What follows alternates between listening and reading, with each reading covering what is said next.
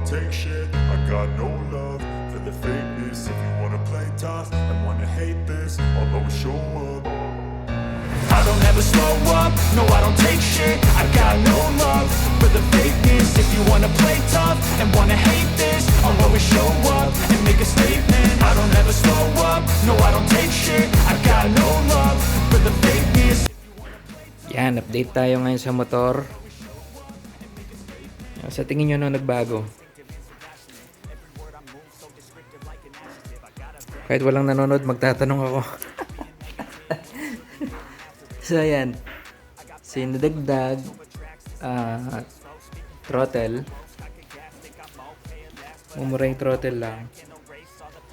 Tapos yung ano niya, yung harness. Pinaglalagay ko na yung mga CDI, rectifier, itong ano niya, ano ba tawag dito? Ignition coil. Yan, so para nakaabang na siya. Yung para sa taillight, di pa nalagay kasi wala pa naman taillight. Tsaka yung sa headlight. Yan. Nakaabang na lang naman yan. Tapos, siyempre ito, U-box. Halos bago lang din yan. Ayan, nalagay ko na. Nabili ko yan 1,200 yata sa Lazada. Hirap kasi maghanap dito sa mga motor shop dito ng ganyan. Sa Lazada lang ako nakahanap, so goods naman na. Tapos etong upuan niya pinagawa ko lang, kailan lang 'to nagawa? Siguro 2 days ago. Dati hindi ganyan yan, makapal yan. Tapos pinaayos ko lang. Hindi siya super flat seat,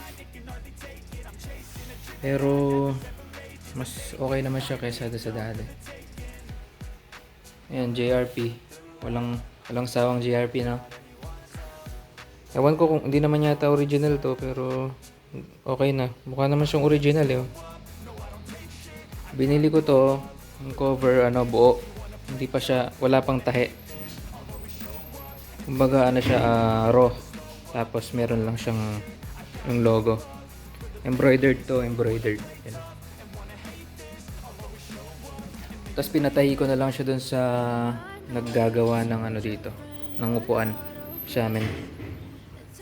Yung stitching niya, goods na goods. Kulay red.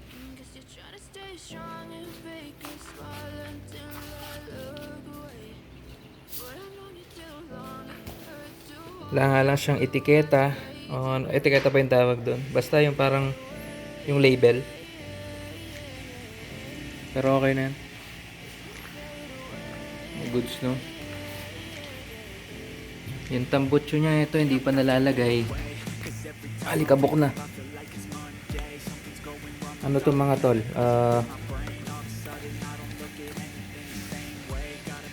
Hindi naman to original. Nabili lang to sa sa kakilala lang. Ayan.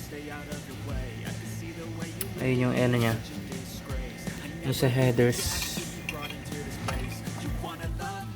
Yan. Hindi pa siya nalagay kasi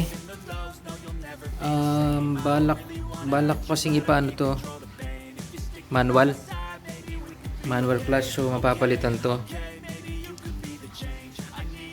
Nakabili na ako ng kit, yung pang manual. Di pa nalalagay, papagawa ko pa, pero medyo matagal pa yan.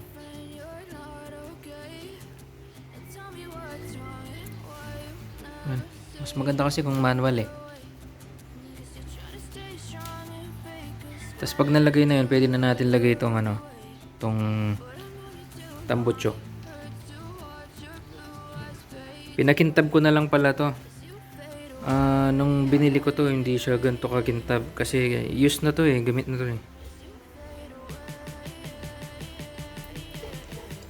Binuff ko lang siya, kaya kumintab siyang ganyan.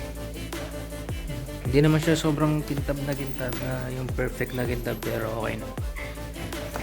Ang daing Cypher. meron siyang silencer rin. Baka papaayos ko na lang yung silencer niya kasi pangit ng silencer. Parang hindi effective siguro.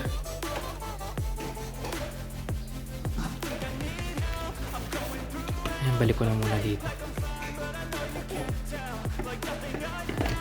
Oops. So, yan.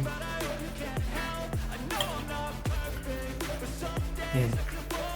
So, itong ano niya, manubela niya, ito, yung handlebar, hindi pa ito yung handlebar niya. Nilagay ko lang para makita ko lang itsura niya. Yung handlebar niya, yun Yun. Yun yung stock na handlebar niya. Kailangan ng mapintura. Ayan. Yung stock paint pa kasi nandun eh. Tapos nangangalawang na kaya. Pipinturahan na lang yan sa susunod. Tapos yung caliper niya, yun. Yung stock na caliper na lang din, Nissin. Pwede pa naman yun. Bali, bibili na lang hose. Tsaka yung brake lever. Brake lever na lang yun. Yan, so yun lang yung update.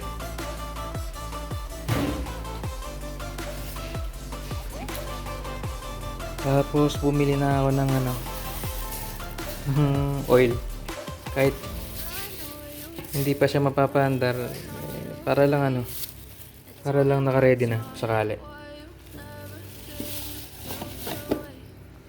Yun, so yun lang yung update. Nakikita ko na yung niya, yung itsura niya talaga. Wala pa nga lang fairings niya. Headlight tsaka taillight wala pa rin. Yan, nakaka-excite lang pero medyo matagal-tagal pa yan. So yun, hanggang dito na lang muna. Update lang tayo.